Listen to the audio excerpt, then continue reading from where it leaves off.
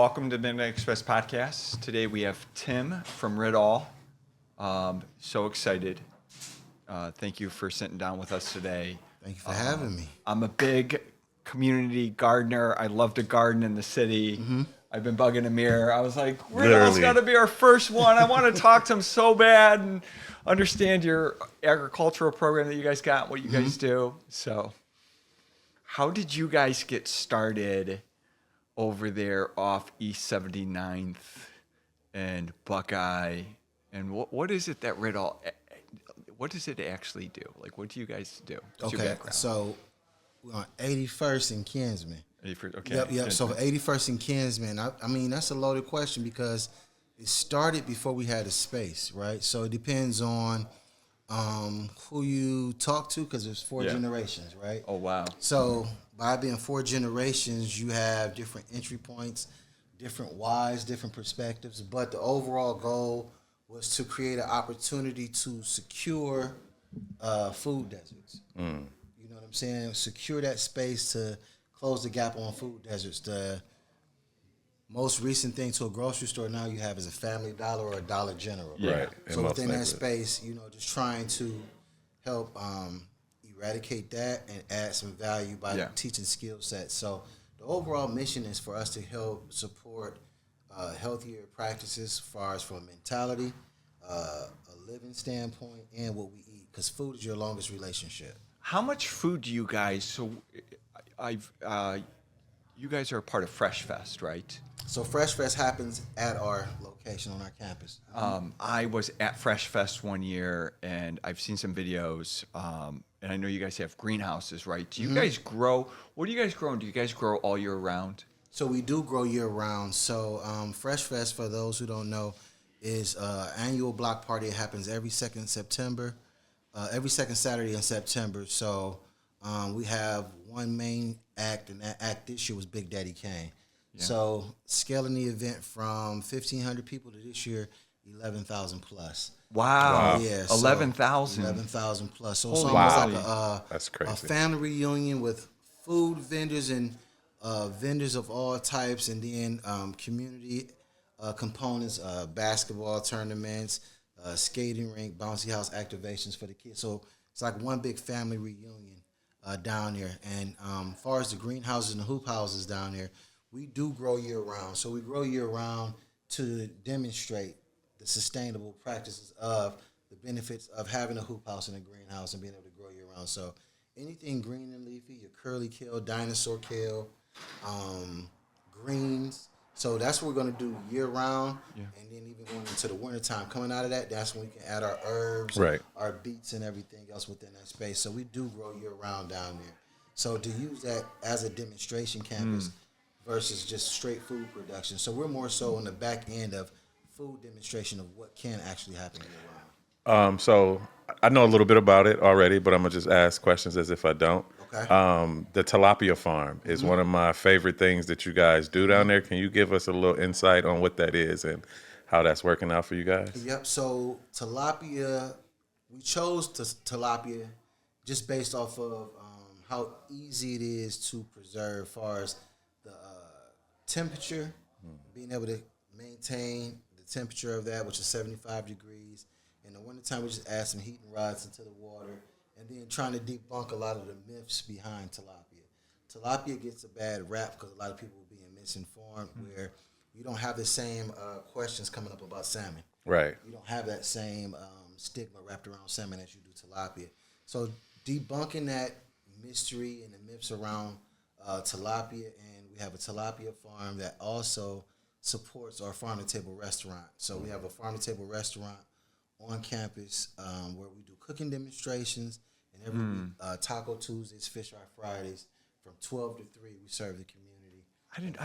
I didn't know you guys had tilapia down there. Yep. How big's your tilapia tank? So we have, from a demonstration standpoint, we have a 1,500 and a 1,700, but then as far as from the production, we got 10,000 gallon tanks. Wow. Yeah, so in per tank, moly. we don't max them out. So the rule of measure is one fish per gallon. Yeah. So in those 10,000 gallon tanks, we'll keep it safe at about 6,500. And so you guys raise the fish And then and then you harvest the fish. Harvest, yep. So we have a whole processing facility in there that walks at not even 800 feet to the kitchen. And then right now, one of our newest accounts is Myers on Fairfax. I saw that. So That's being able to sell whole tilapia, Really? probably within hours of it being filleted. Oh my God, it's incredible. I didn't know that you guys. That's why I was so excited to talk to you guys, because I didn't know that you guys actually were doing tilapia. I thought it was just you guys were down there with the greenhouses. Yeah, No, I'm gonna go into another question. The composting. This was a conversation that me and you have had before in regards to how important composting is, and to know that you guys have such a large composting facility so close to the gardens and to the tilapia. I'm gonna let you tell it, but just give us more insight on that, as well as the black gold, as you called it before. Right. So our composting facility scaled from just a small corner of the farm to 3 bins to another 2 acres. So I would say every 2 years, we were able to expand the growth and opportunity in it. So our compost is what we call a static compost pile. So it's almost like you're making a lasagna. So you have your wood chips on the bottom, food waste, wood chips. So you just keep layering it up, and then you let it reach a certain level, and just let it start to break down. So your carbon, which is your wood chips, and nitrates, which is your food waste. What initially happens is the wood chips get impregnated by the nutrients from the food waste and starts to break down, and you have this rich substance which we call black gold. Gold. So you see the development of this black gold coming into play because of the worms too. Yeah. So the worms won't reproduce in soil that's not safe. So that's a good testament to know that you got great soil is the production of the worms. So understanding the quality of your soil and worms and not having a stench. So how many? Let's say step back. It sounds like this is a pretty big operation. How many buildings do you guys have? How large is your operation in terms of acre footprint? Okay. Like I know where you guys are at. They're off 79th and Kinsman. 81st and Kinsman. 81st and Kinsman. What's your operation like? What does that look like? So we started off with 1 1/3 acres 13 years ago. So they had the Ohio State Extension Program down there with us as well. So over the years, the program started to dissipate, and the opportunity came about for us to be able to manage. We didn't want to manage; we wanted to own. So we scaled from 1 1/3 acres to 22 acres. Wow. So 22 acres is the equivalent of 2.5 city blocks. Wow. Yep. So as the years go on, we just kept adding. And one thing we did, we never stopped developing. Still to this day, every year you come down, you're going to see something new. So we have 2 greenhouses and 7 hoop houses. Then the latest addition is my younger cousin. He has a prolific oxygen dome. So that's a space that we use for mental health and wellness, because the thing is, the mentality of the people have to change before their diet change. You don't understand the importance of food insecurities until you understand that you already have a lot of deficiencies elsewhere. So some of the practices that they do in the prolific oxygen dome, working with Reiki instructors, chiropractors, licensed therapists, counselors, masotherapists. So anything that the body and mind needs, being able to support that along with the healthy food options and opportunities to grow and produce your own food. So being able to scale from 1 1/3 acres to 22 acres. Out of the 22, I say right now active is about 18. So we got some new acquisitions with Nestle. Nestle's coming on board, and what they're doing is they're helping us activate one of our hoop houses at the top of the street, which is our biggest one that has 42 garden beds in it. Wow. So being able to help support that and use that as a community farm in partnership with a company and an organization like Nestle is a big thing. That's huge. So, Cleveland's known for its. I garden here in the city.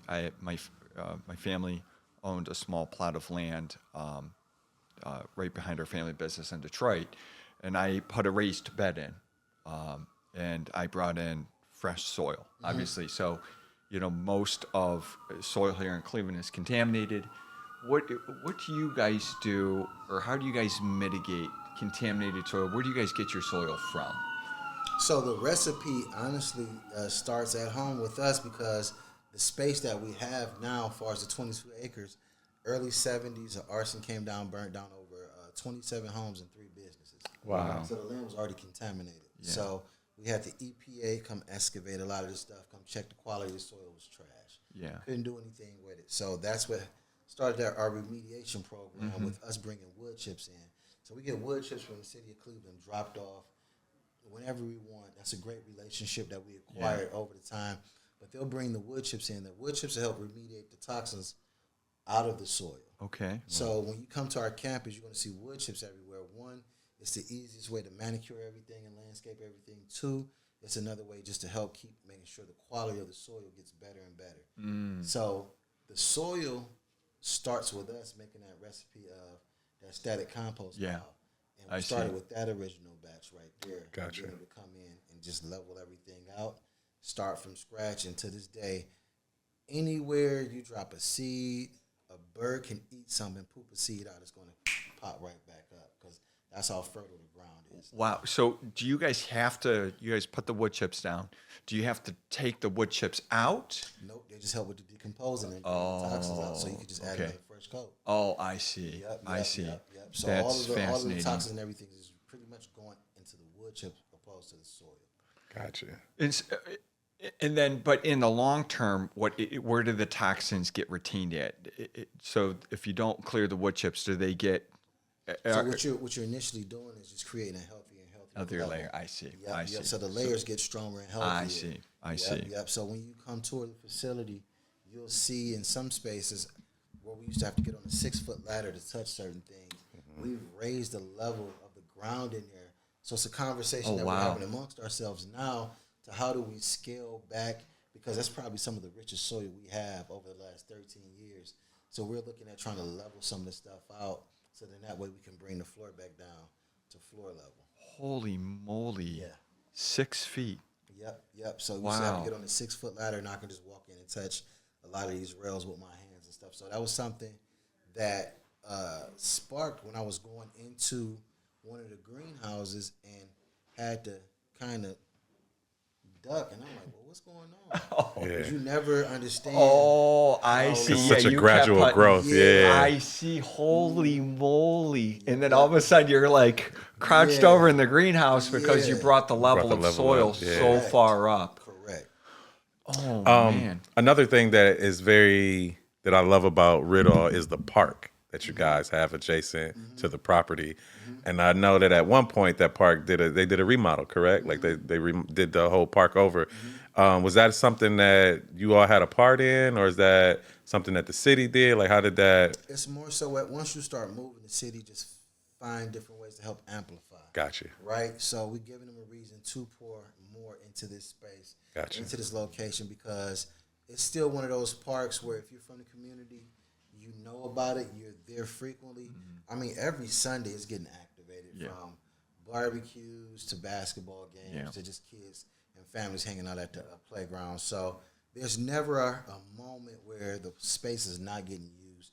So being able to use that as a tool to help support even more interest with the community, to get them involved in some of the sustainable practice what we're doing.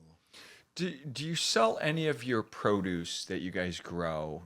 Obviously, the tilapia goes to Myers. Do you sell any of your produce to the public, or do you guys offer room for people to come in?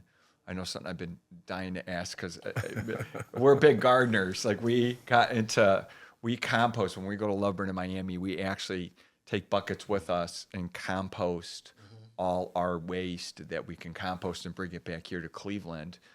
So we look at our environmental footprint. And so it came up in our WhatsApp chat. We had a big gardening debate, and come to find out half of our members are gardeners, and so it's tough to find a place to actually garden in Cleveland, right? Or so does Riddle offer like a community garden or a public garden to citizens here in the city? Is that something that? Yeah. So first thing, so the produce that we do grow, we do offer 2 opportunities. We have a farmer's market that's on campus. My younger cousin runs that over the summer. He does from 12 to 4 p.m. Wow. So he'll have the produce that him and my other cousin came together and produced. And then We also have ownership of a farmer's market that we took over 5 years ago in the middle of the pandemic. It's called Farmer Jones Farmer's Market. So we're open 7 days a week. So not only do we have access to the food that you can get at a Whole Foods and the food ports and the terminals, but we also put our greens up in there. So anything green and leafy pretty much comes from us. Everything else, I just giving the community just different opportunities from papayas to star fruits and stuff like that. That's when we'll bring in the relationships that we have access from the food terminals and the food ports. And then to your question about the class, this year we're going to scale up our 5-month commercial class. So we normally run once a year. We're going to do it twice a year now. So 10 months out of the year, we're going to offer a 5-month commercial course on urban agriculture and how to create opportunities to grow and become more fluent within farming practices. So anything from marketing all the way down to aquaponics and then greenhouse structure and build out.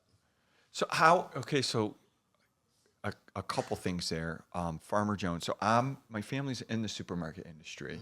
And so Farmer Jones, is that the Farmer Jones on Broadway? Yep. Yeah, I used to know the old owner of Farmer Jones there. So that's what happened. What happened was he didn't want to run the risk of catching COVID because he was up in age. Yeah. So we had the city reach out to us and ask us that we want to come in and manage. Once again, we love to manage, but we even love more to own. I see. So having that opportunity to go in and actually purchase, and we've been Business of the Year in the city of Maple 5 years in a row. Wow. So being able to expand on the lineage that was already placed there and keep that support in there where a lot of people don't even know that it's really changed hands. It's just more so the consistent feel of family and food when you walk through the door. And that's a great location because the size is small, so it's easy for getting in and getting out. You don't have to, there's not a lot of shelves that you have to stock. Have you heard of Sweetberry Market? Yes, I have. Yeah, have you been to Sweetberry Market? I have. It's incredible what they do at Sweetberry, and it's to that it would be great. I know that it can be a real challenge to come into the small market business or supermarket business, but that would be if I could see, it'd be great if you guys could get something like that on the corner down there, 81st and Kinsman or 79th. Because there's a large neighborhood that could benefit from that down there. So that's the thing we talk about, right? When you talk about being able to introduce a community like that, we still got to take in the practicality of it, right? So you still have an underserved and underpopulated community when it comes to healthier food options. So before you place a produce market there, a lot of things that can help make it more beneficial is cooking classes on how to actually cook with the produce. Yeah. Because the thing is if I can go to McDonald's and feed my family of 5 off of $12, Yeah. and then it's going to take probably triple that to make a real meal. Yeah. So being able to be practical and thinking of who we're servicing, how we service them. see. So it's more so curriculum and education based before we come in and just shift the atmosphere. It's needed, but at the same time, that's how you see a lot of these other grocery store chains close down based off of the lack of traffic in there. So that's how these food deserts are being created because the lack of traffic where, once again, a lot of the grocery shopping is done at a Family Dollar or Walmart now. So trying to stand the test of time of those spaces can become challenging if you don't have a community that understands the value in fresh produce.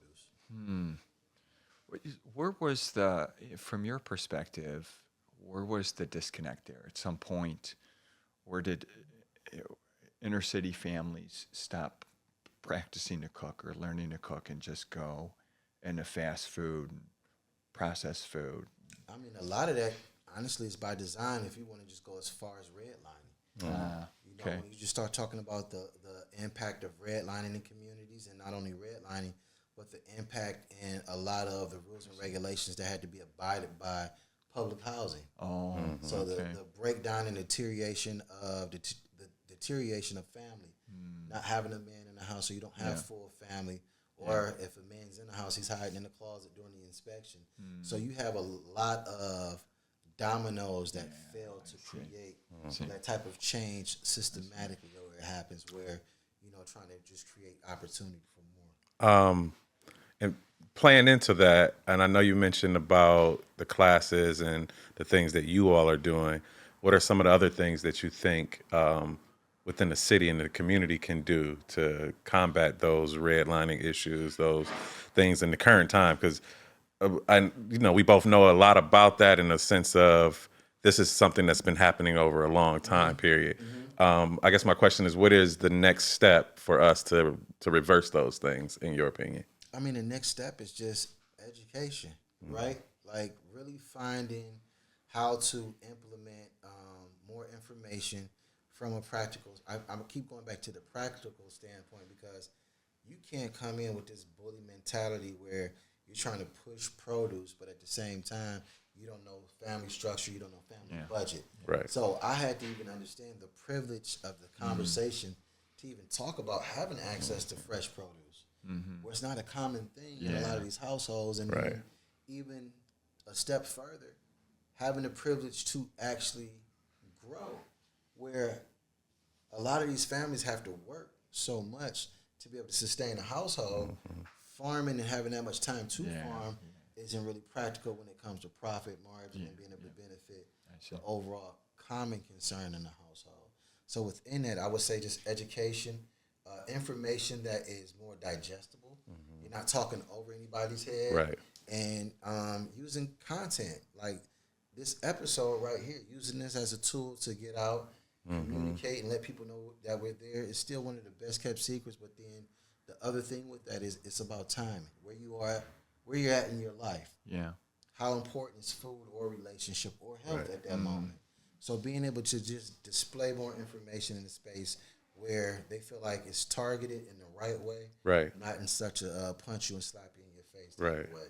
So just being consistently demonstrating the access of having something like that in your backyard and the benefits of it. So you have to let people find themselves by being offered the opportunity just to come see what's going on. Right.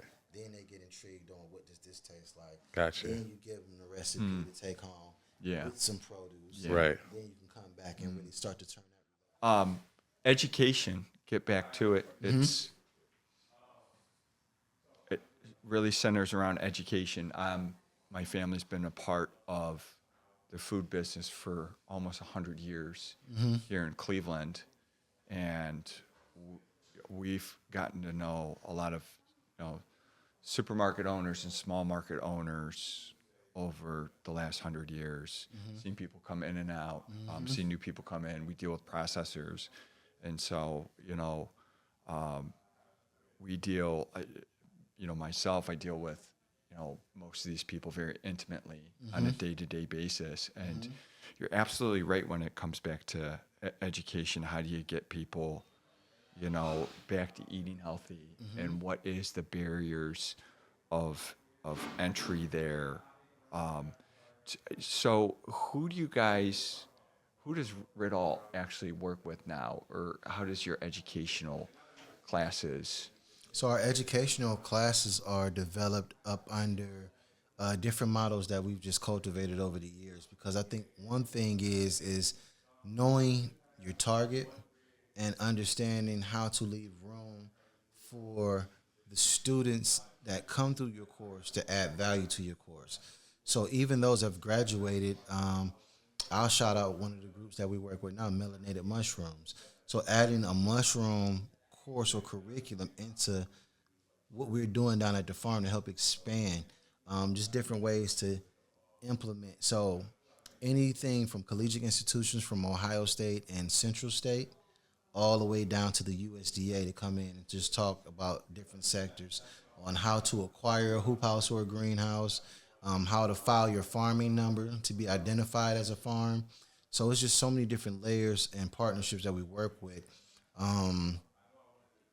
From a community outreach standpoint, even working with groups as big as the Guardians. Their whole front office and Paul and Karen Dolan came down for service day. So, wow. Yeah, so just so many different relationships that we have. But when it comes to straight curriculum, these are things that we've acquired over the years of just knowledge of trial and error and implementing. So how do you get a hoop house? I've always been fascinated because I live in Ohio City.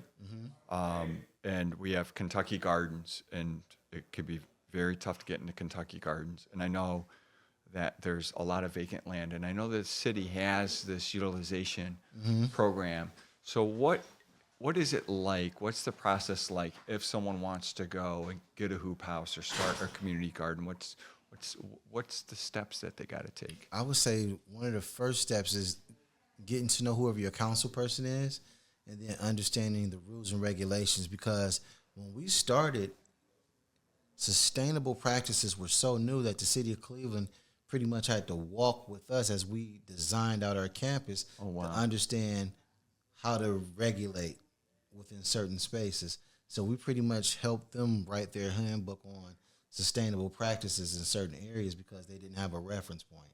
So to this day, working with the USDA, your local council person to understand to understand how to get registered as a farmer to acquire that hoop house. It just helps with that hoop house or that greenhouse being developed in that community. The council person to help support a letter of interest on why it's necessary and needed within that space.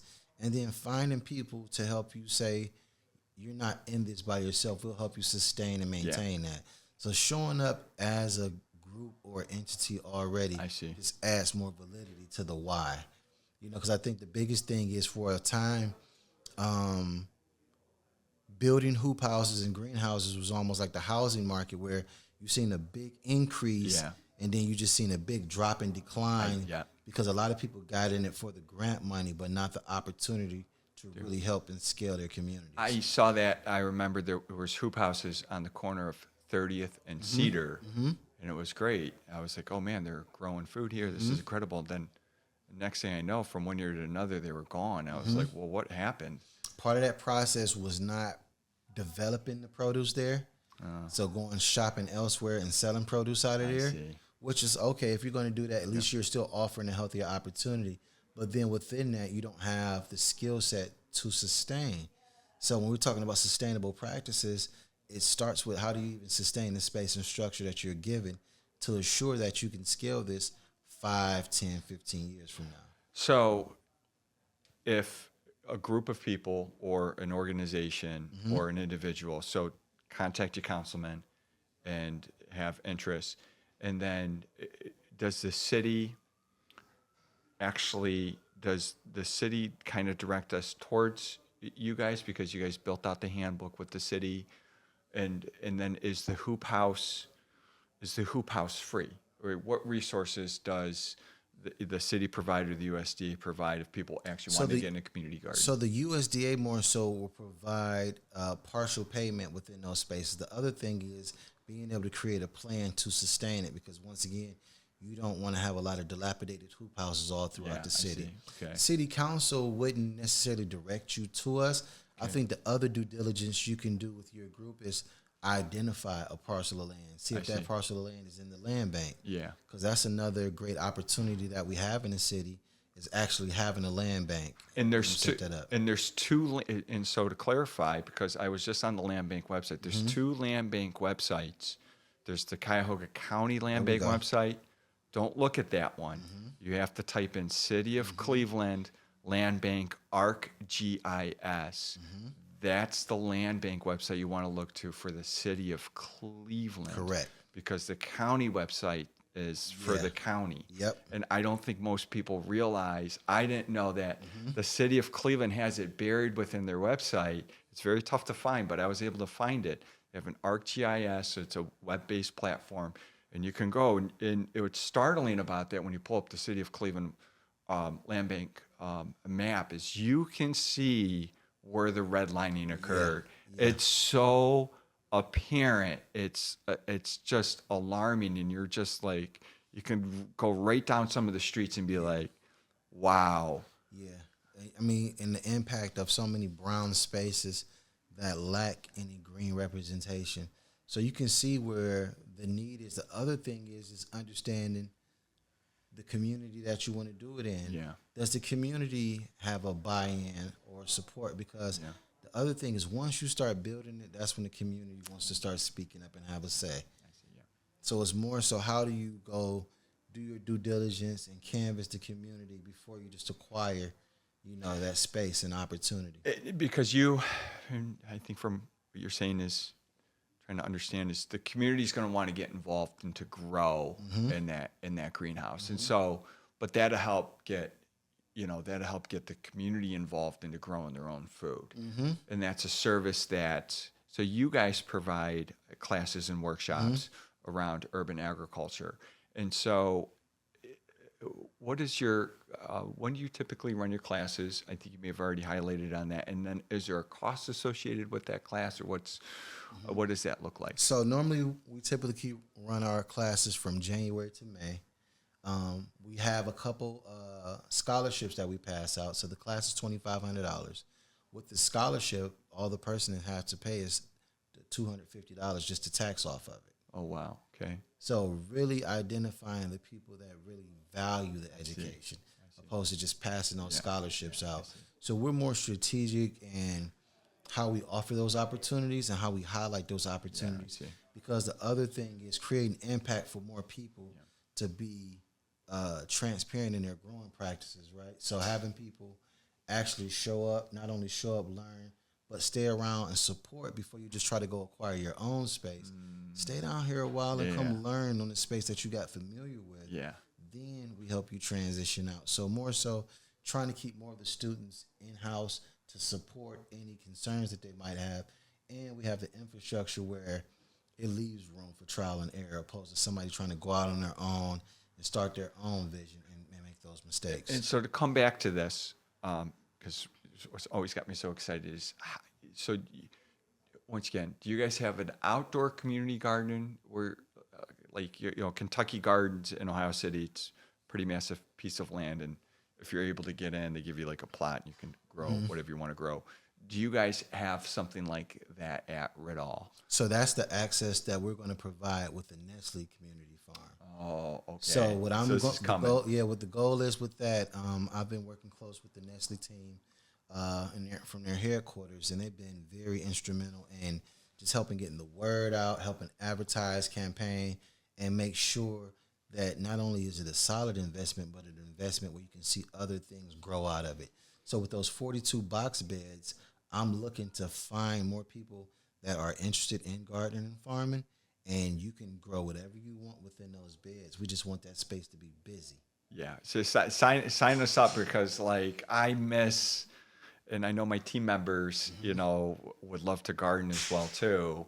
There's just, for me, I went actually to school for geology, believe it or not, and so I understand, to a certain degree, I understand soil science, but not like an environmental science scientist would. But that's something I can help add value to, because what another thing, we're in a 3-way soil conservation grant with New Mexico, Colorado, and Cleveland. And I understand that we're in a soil crisis right now, believe it or not, from what I understand. So what's going on with our soil? Because it sounds like you can speak a lot to soil and soil science. So what's been happening over the years, on top of contamination, we've just overgrown and never gave that space time to just rest.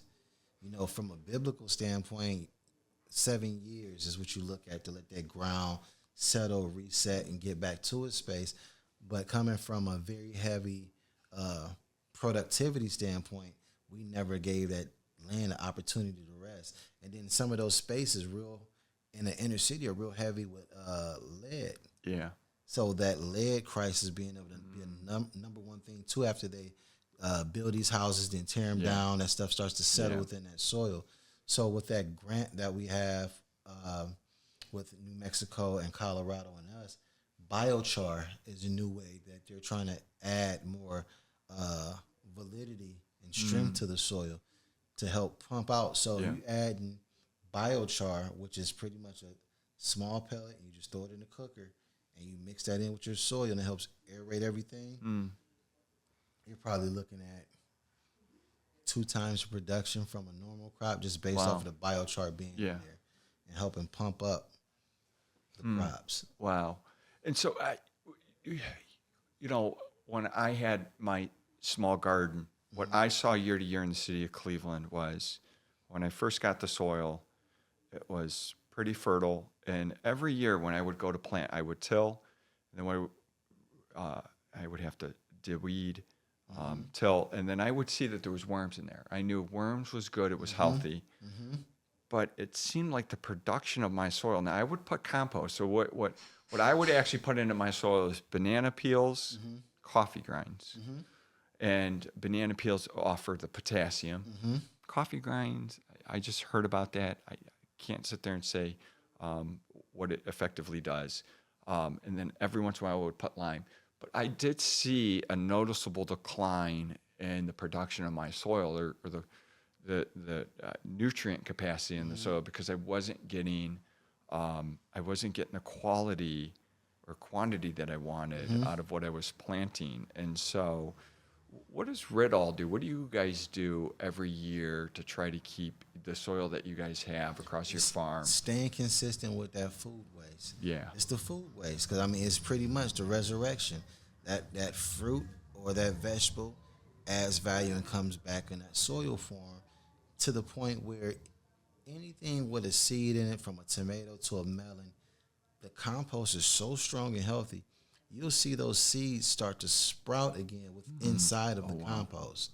So a lot of times what it is not having enough actual food waste within there because we don't do anything. We try to do everything from a practical and affordable standpoint so the community can fall into that space and say, okay, food waste, wood chips, waste, wood chips. Even understanding the balance in it. So the balance from us just comes from over the years, trial and error, looking for those. Some compost piles were drier than most. Some compost, too much food waste in it. Do you guys actually accept food waste? Do you guys accept like leaf drop off? Do you guys accept like organic material for composting? So as of now, the only thing we're sticking to now, because we have a recipe now, so we have an additional 3 acres of just composting. So this will go towards all of our landscapers and people that need somewhere to dump at, and it's another opportunity for us to create added value, right? So $35 a day, you can dump twice, and from your tree branches to your grass clippings. But we won't actually put that into the compost for the food because we don't know if some of that stuff has been treated. Yeah, I see. But we'll still let it break down, and it's still a good quality soil. I see. We'll let that sit a little bit longer just based off of where it's coming from. So we still have that opportunity. But as far as now, food waste, we don't take in too much just because of the recipe that we're still perfecting, but we have a good grip on.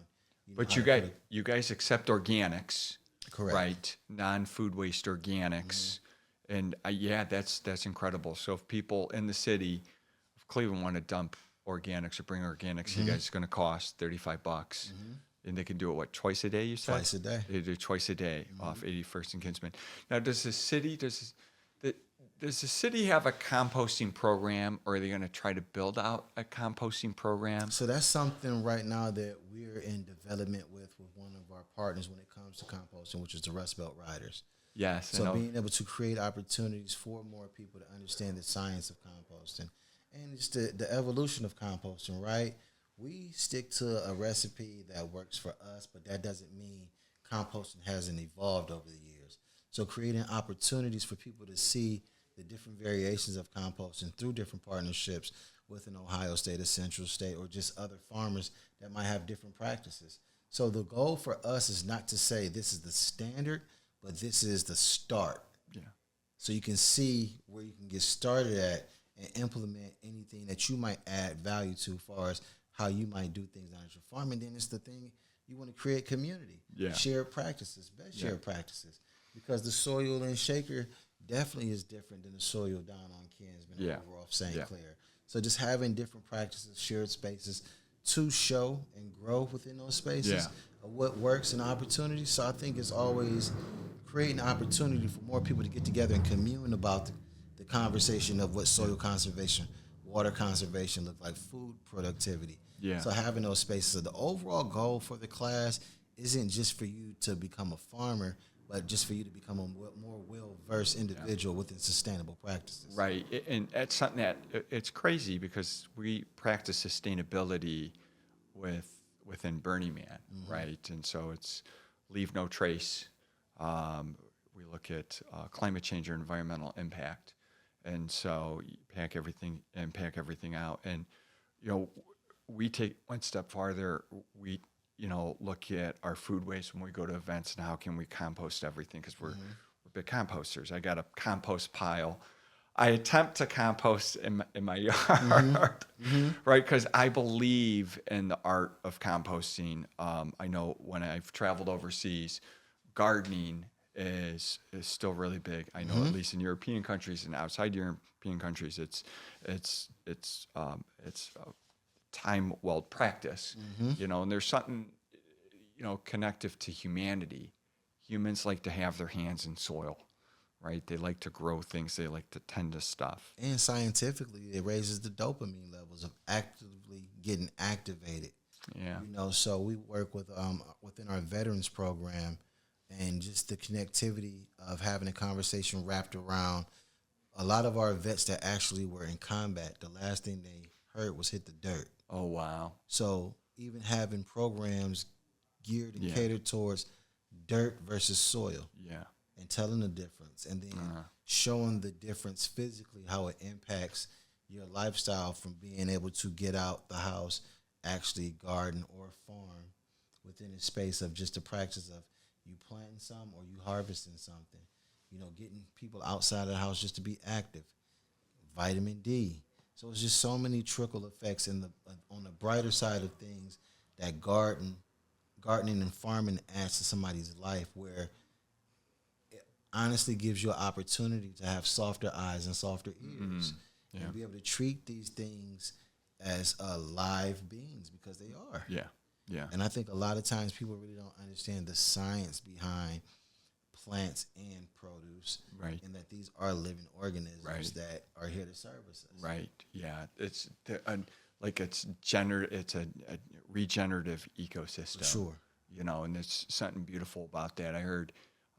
I know that there was the fungi documentary on Netflix, and the guy was talking about if you want to have really good soil, you need to bring your soil up to standard. Just go out to your local park or a national forest. You grab a handful of soil because there's so much microorganisms, and you just throw that on the ground, and that should do the trick. It's really, really fascinating. Shout out to Rust Belt Riders and Dan. I remember when they started out at the Hamilton building. They were a little tiny container with their flies and their larvae. And I remember when they moved in the Hamilton building, and I have a memorable story. I was taking the trash out one night, and they have their compost piles outside. I was taking the trash out. I must have seen a possum the size of a dog on top of the compost pile eating he was eating like it was, he was in Vegas or something at the buffet. I was like, but that's the benefit, right? Yeah. Because that's what keeps them out of the mangrove. Yeah. And then it's so high in the heat value where you don't have to worry about E. coli or any bacteria, because as it starts to break down, it's almost like a volcanic ash in the middle. So you don't have to worry about bacteria or E. coli. You scoop that side away, you're almost talking about temperatures as high as 150, 160. Oh, wow. Yeah, so as it starts to decompose and break down, you'll see the steam as the temperature change. You'll see the steam from the decomposing going on coming off of the top of the compost piles. And I didn't realize it got that hot. And is that just from the microorganisms? Microorganisms and everything just breaking down. Chewing it away.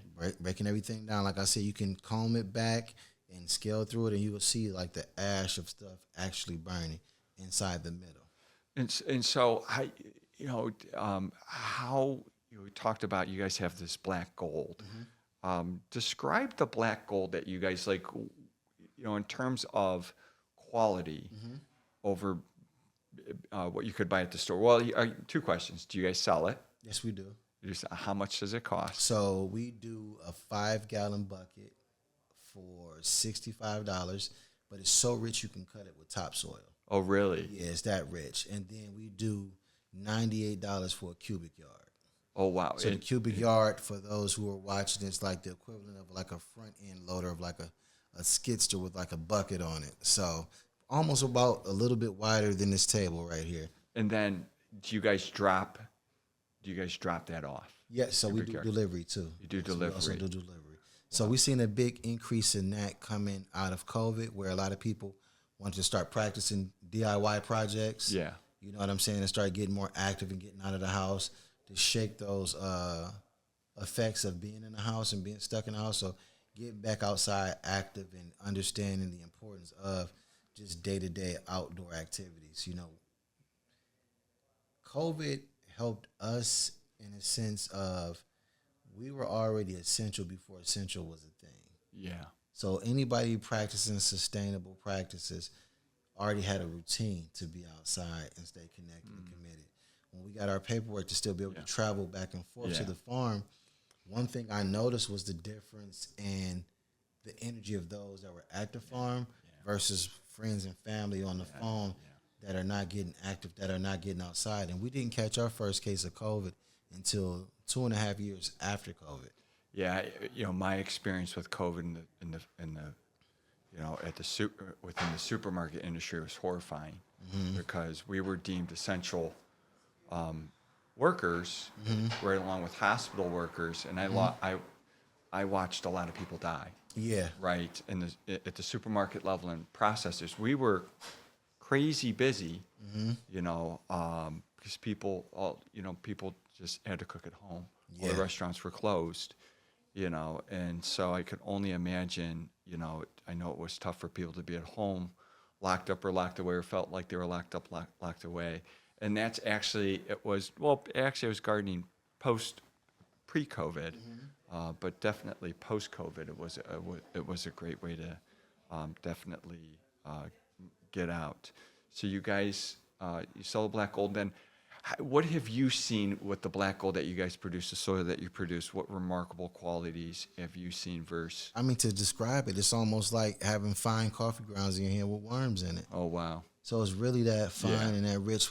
So the process is being able to take it to an indoor greenhouse, letting it sit maybe for even another month or two, letting it break down some more, and then taking it and sifting it. So we're just sifting it as the process is developing, and then making sure that we have those components like we talked about, the baby worms, and then the consistency of the weight of it, meaning how it just falls through your hands and how it looks from a texture standpoint. So being able to identify like the consistency of a good recipe. So taking it from the bigger fields into the greenhouse, letting it break down in a little more to our vermiculture bins, which is our worm bins. So the worms are pretty much the most busiest beans down at the farm. Yeah.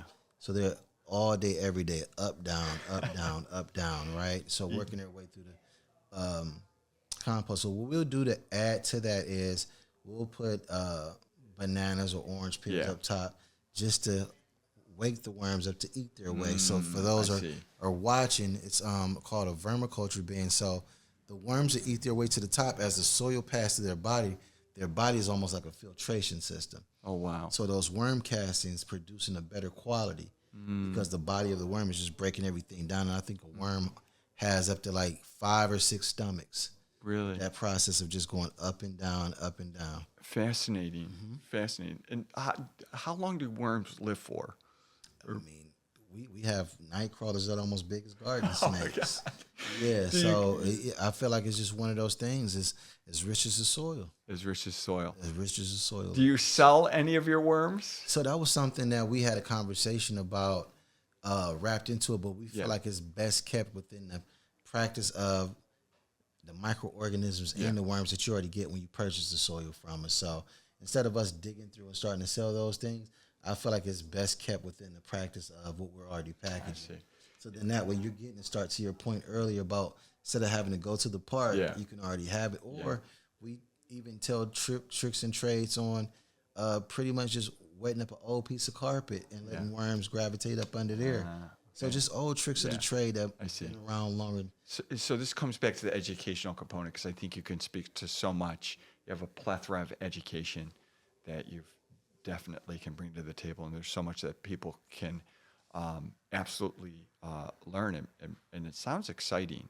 It sounds so exciting just sitting here talking to you. Appreciate that. It really, really does, because it's urban agriculture is it's like almost like the wave of the future.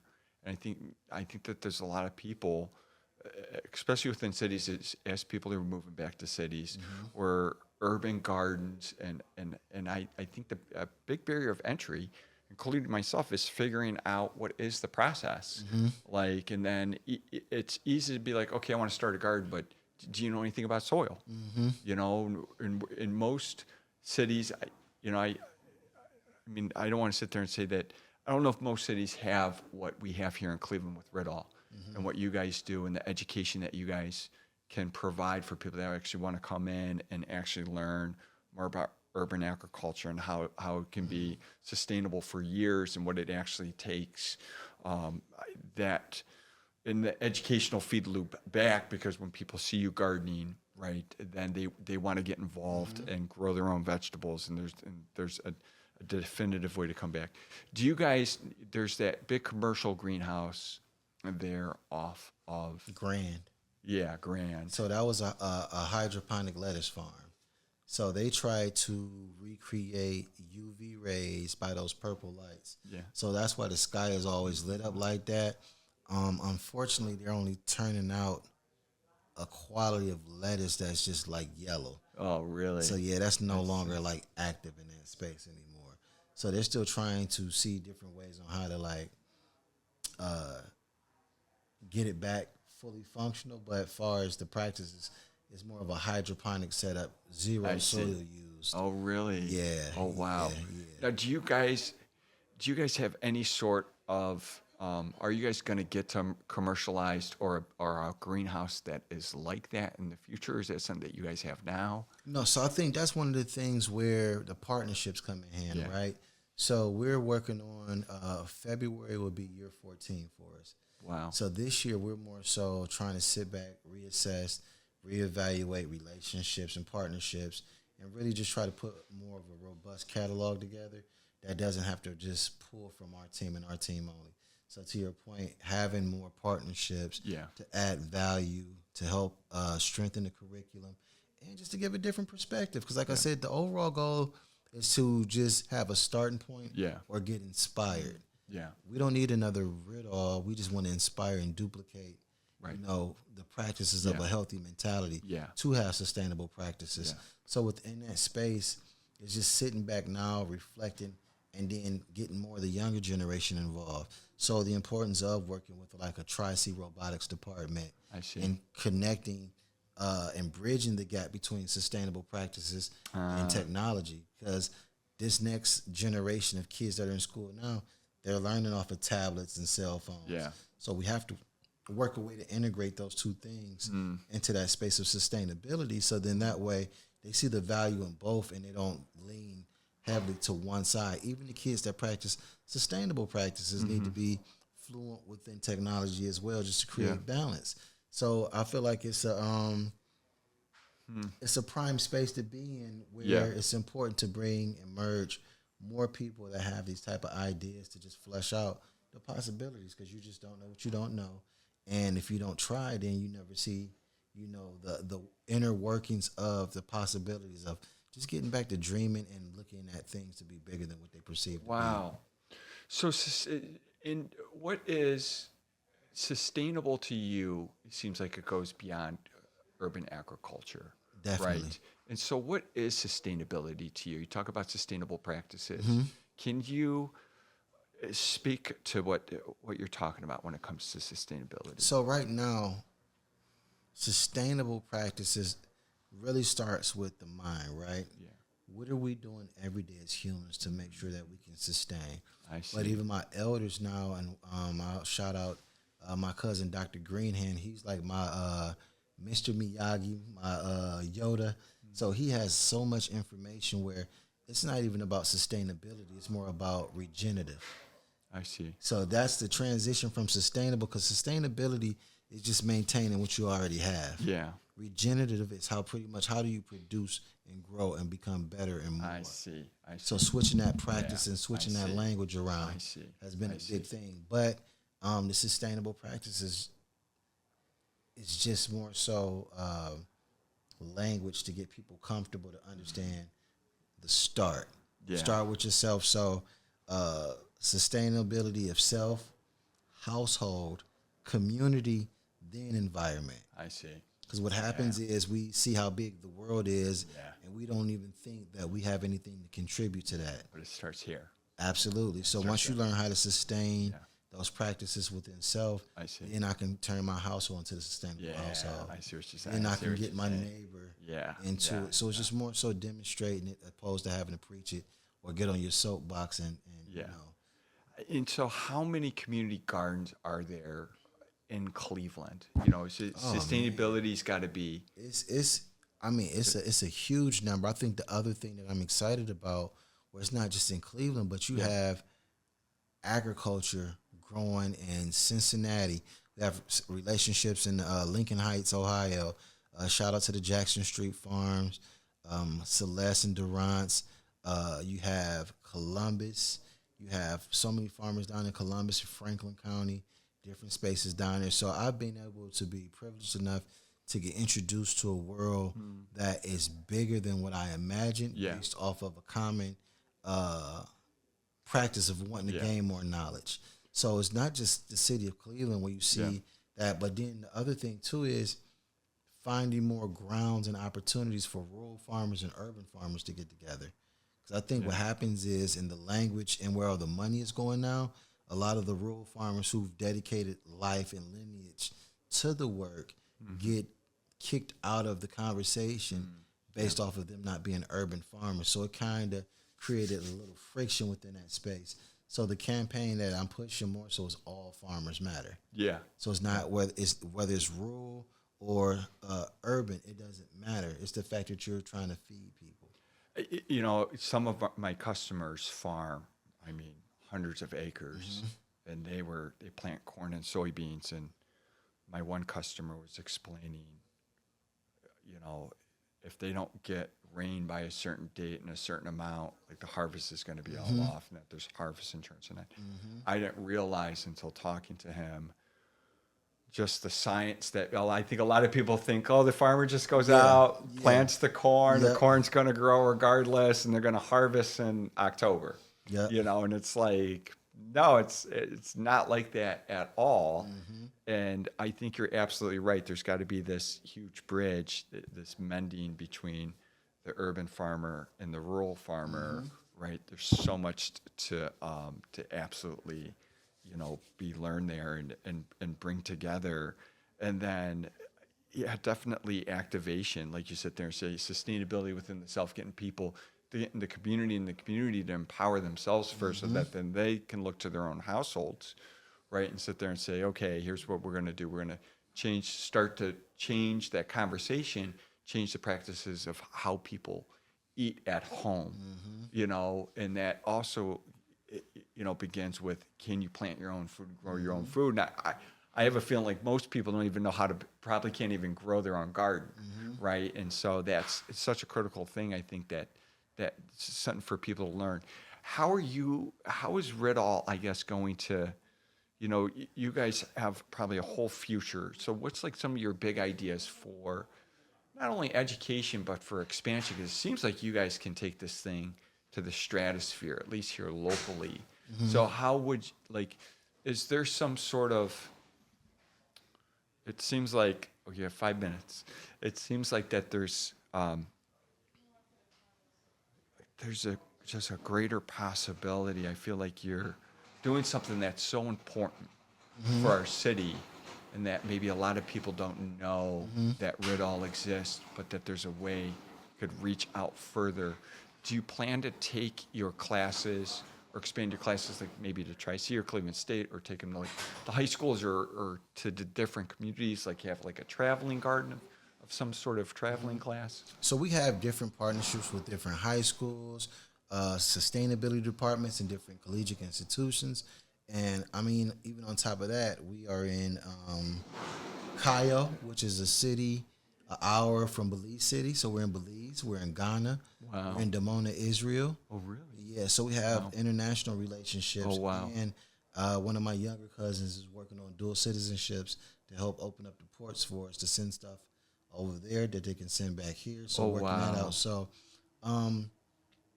the best way to describe where we're at now, like I like to tell a lot of people, we're almost like a mom and pops corporation still, because we didn't really go off of job descriptions. Yeah. One day I'm composting, the next day I'm in the meeting trying to find a partnership. Yeah. So now to sit back and see what we've built over the years. Yeah. One, us being able to sit back and enjoy it. Two, being able to see where we can add value and help of interest of people that understand the process. And then three, leaving enough for this next generation to leave their fingerprint as well. Yeah. That's incredible. So not making it so big where they don't see themselves in some capacity. So we've definitely serviced over 425 high schools and collegiate institutions throughout the United States. I'm talking about even from Berkeley, Yale, Cornell, Dartmouth. Wow. So a lot of these Ivy League and prestigious colleges all the way down to our local community colleges. So just finding different ways to implement partnerships that might be of interest and outside of the box. We just acquired relationship with the Cleveland Metro Park Zoo. That's great. So the rhinos, the elephants, you know, being one of our biggest customers in produce. So just different ways to think outside of the box that you wouldn't normally traditionally think produce will play a big part in. Wow, that's incredible. We could sit here and talk, I feel, for hours. Definitely could. You're our library, a treasure of information. Appreciate that. I'm so glad that you came down here today and shared just a small bit with us. It's fascinating. I didn't know. Hopefully our viewers, the people that watch this podcast, probably have no idea of the importance that Riddle plays, not only here locally, nationally and internationally as well. It's great to see Clevelanders having such a far reach and having such an amazing impact. Urban agriculture obviously is critical to our future. Agriculture is critical to our planet. So glad to see that we have people like you on the front lines, fostering that and helping us along and educating, you know, the next generation. Appreciate Where that. can we find you at on Facebook? Where can we contact you? So on Instagram is Riddall Green Partnership. The website is www.riddall.org. That's riddall.org. And then on Facebook, just Riddall Green Partnership as well. So every Tuesday and Friday, we have Taco Tuesdays and Fish Fry Fridays from 12 to 3. So that's even more of an experience to taste what we're growing and be able to see the energy within the community restaurant and farm-to-table restaurant that we have down on our campus. Tim, once again, thank you so much for coming today. Thank you for having me. When we have next season, I'd love to sit down with you guys again and get an update, see where you guys are at. Let's do it on campus. Let's do it on campus next time. That'd be sure. great. For sure. I can't wait. Midnight's gonna come down. I think I'm gonna bring the team down. You know, come down. We want to see your operation. We want to raise bed. We want to grow our own garden. You know, we're excited to get our hands back in the soil. So, Man, my pleasure. thank you so much today, and that's it. We'll see you guys.